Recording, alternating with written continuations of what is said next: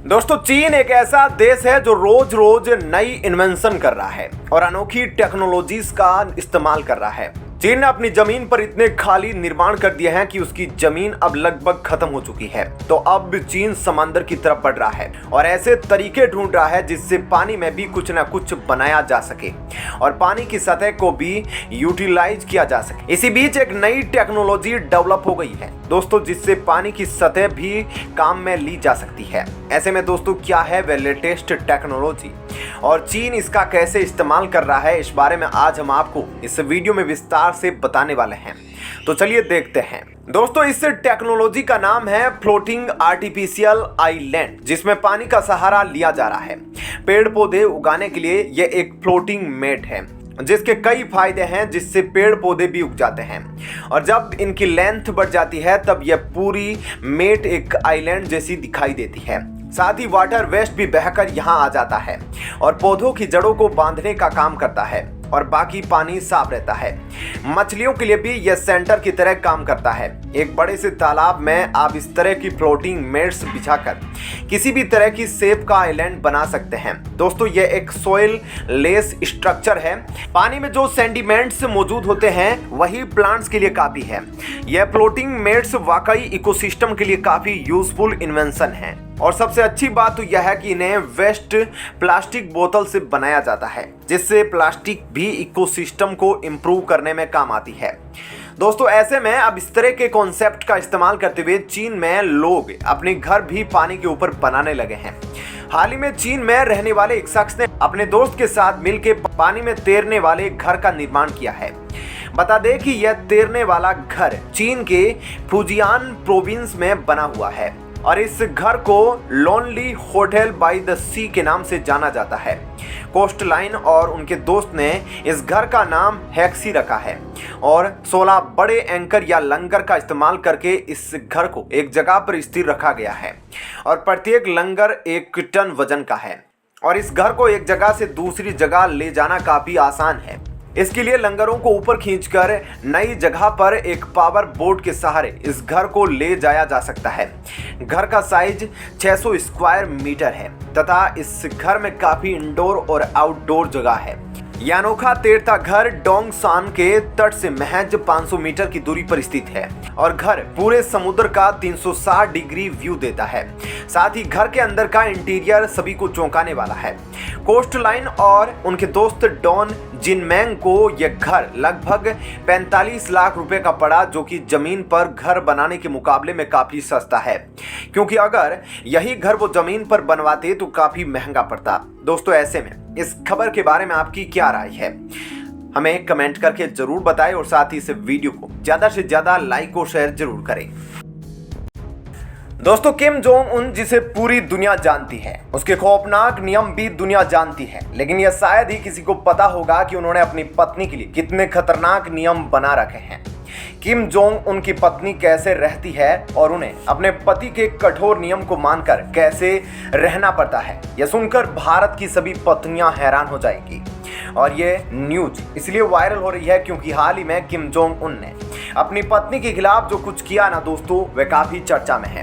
क्या कुछ मामला है? किम जोंग उन ने अपनी पत्नी के लिए तानाशाही अपनाई है और कड़े नियम बनाए हैं। दोस्तों, किम जोंग उनकी पत्नी का नाम री सोल जू है और एक तानाशाह की पत्नी होना इतना आसान नहीं होता।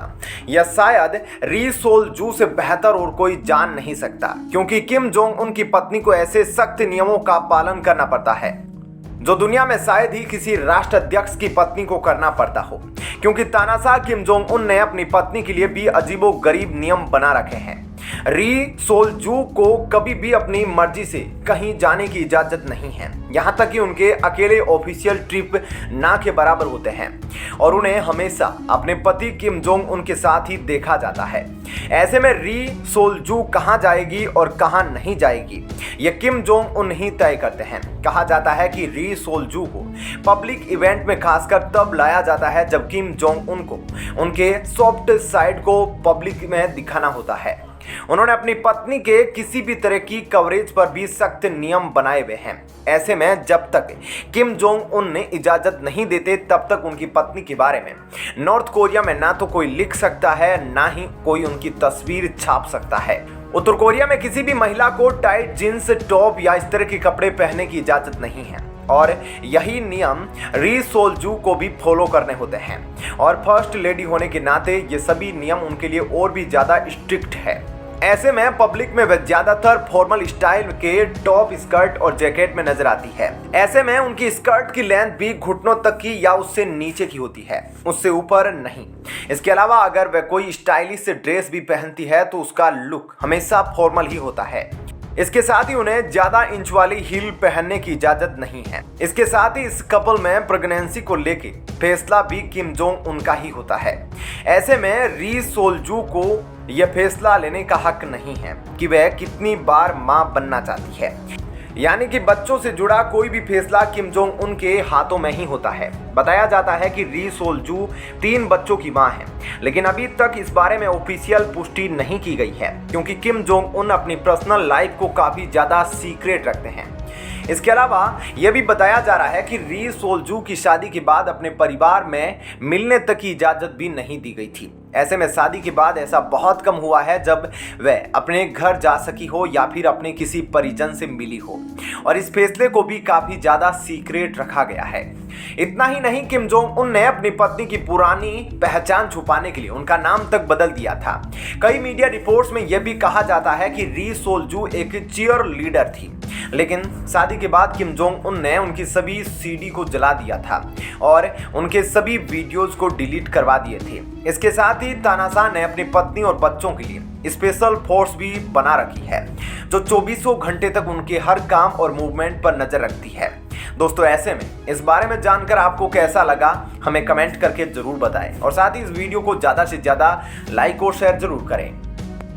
दोस्तों, फरीदाबाद जो गुड़गांव से सटी जगह है, वहां पर बच्चा चोरी करने की घटना इतनी तेजी से बढ़ गई थी कि तकरीबन हर दिन 50 से भी ज्यादा केस इसके आते थे।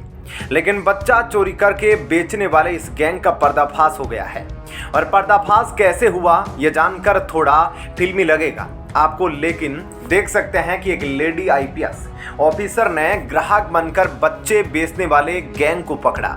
दोस्तों, यह महिला आईपीएस रेंज की अधिकारी है और वह काफी समय से नहीं पकड़ पा रही थी कि आखिर इन कामों में लिप्त कौन है, लेकिन उन्हें खुद ग्राहक बनना पड़ा और देखना पड़ा कि कौन उनके पास बच्चा बेचने आ रहा है और इसी क्रम में गैंग को पकड़ लिया इस आईपीएस ऑफिसर ने। तो डिटेल में आपको खबर बताते हैं कि कहां की यह जानकारी है और कितने बच्चे चोरी हुए थे। ये तमाम चीजें अब जब आप लोग जानेंगे तो हैरान रह जाएंगे, इसलिए अब हम आपको इसी के बारे में विस्तार से बताने जा रहे हैं। दोस्तों, फरीदाबाद के सराय ख्वाजा इलाके में एक होटल में बच्चे का सौदा हो रहा था और यहाँ पर एक दंपत्ति बच्चा खरीदने आया था। ऐसे में सफेद रंग का सूट पहने इस औरत ने कुर्सी पर बैठे दंपत्ति को बच्चा सौंपा और उसके बाद वह सबका मुंह मीठा करने लगी।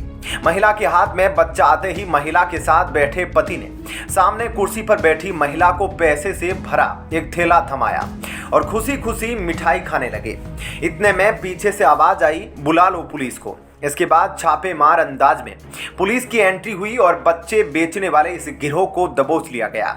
दरअसल बच्चा बेचने वाले इस गिरोह का पर्दाफाश करने के लिए पुलिस ने यह पूरा जाल बिछाया था और जिस कपल को यह बच्चा सौंपा गया था वह असल में पुलिस वाले ही थे जो ग्राहक बनकर आए थे ताकि पूरे गिरोह को रंगे हाथों पकड़ा जा सके और इस पूरी कार्रवाई को पुलिस वालों के द्वारा मिलकर अंजाम दिया गया था। दोस्तों, क्राइम स्क्वाड को खबर मिली थी कि यह गिरोह नवजात बच्चों को बेचने के लिए बदरपुर बॉर्डर आने वाला है और एक मुखबिर के माध्यम से दंपति के तौर पर एसआई सतबीर सिंह और सीआईडी और एसआई राजेश कुमारी को पेश किया गया। बातचीत हुई और बच्चे का सौदा 4,50,000 रुपए में तय हो गया। इसके बाद बाल कल्याण समिति और स्थानीय पुलिस की मदद से पुलिस स्क्वाड ने इस पूरे जाल को बुना और गिरोह को सराय ख्वाजा के इस होटल में बुलाया और पैसों से भरा लिफाफा उन्हें जैसे ही सौंपा गया तो आसपास मौजूद पुलिस ने उन्हें फौरन ही गिरफ्तार कर लिया। दोस्तों, सबसे पहले आप यह क्लिप देखिए कि कैसे पुलिस वालों ने इनसे मुलाकात की और बाद में पूछताछ के दौरान इन अपराधियों ने क्या क्या बताया है। सुनो, मैं बताऊं। कहाँ के रहने वाले हो? तो उत्तम नगर से। आप? सुल्तानपुरी से। Okay, good. तो देखा ना दोस्तों आपने, ऐसे में नाम पता पूछने पर महिला ने अपना नाम मीनू बताया जो दिल्ली के उत्तम नगर की रहने वाली है। तो वहीं दूसरी महिला ने अपना नाम बबीता बताया जो दिल्ली के सुल्तानपुरी की रहने वाली है और दोनों ने खुद को ही रिश्ते में ननद भाभी बताया। पूछने पर उन्होंने इस बात की जानकारी भी दी कि उनका एक साथी यहां से कुछ ही दूरी पर पैसों का इंतजार कर रहा है। पुलिस ने बाद में दीपक नाम के इस आरोपी को गिरफ्तार कर लिया। पुलिस की गिरफ्त में आने के बाद इन तीनों आरोपियों ने बताया कि यह नवजात बच्चे हरियाणा के ही करनाल जिले के एक गरीब महिला के हैं और इन्होंने अच्छी परवरिश का झांसा देकर इस बच्चे को उसकी मां से लिया था। इसके साथ ही उन्होंने यह भी बताया कि इससे पहले उन्होंने दिल्ली में भी एक बच्चे को बेचा है। ऐसे में अब यह सभी आरोपी पुलिस की गिरफ्त में हैं और पुलिस अब उनसे कड़ी पूछताछ करने में जुटी है। तो दोस्तों ऐसे में इस खबर के बारे में आपकी क्या राय है, हमें कमेंट करके जरूर बताएं और साथ ही इस वीडियो को ज़्यादा से ज़्यादा लाइक और शेयर जरूर करें।